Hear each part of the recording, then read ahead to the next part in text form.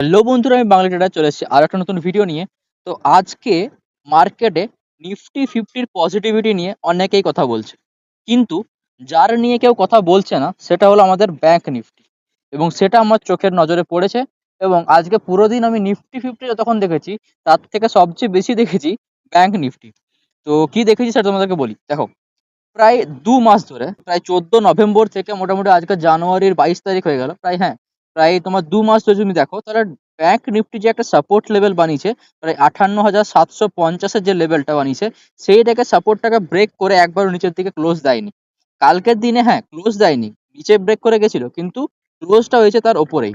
ঠিক আছে? কিন্তু সেক্ষেত্রে যদি তোমরা নিফটি ফিফটি চেক করো, নিফটি ফিফটিতে প্রায় ৫.৫% ডাউন হয়ে গেছে।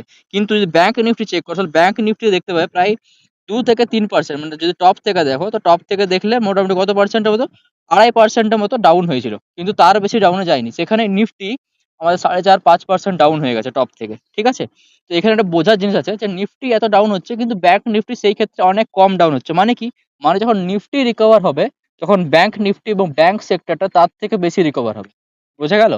আর ব্যাংক নিফটি এই যে লেভেলটা আছে ৫৮,৭৫০, সেই লেভেলের কাছে খুব ভালোভাবে বেশ কয়েকদিন ধরে সাস্টেইন করছে। ঠিক আছে?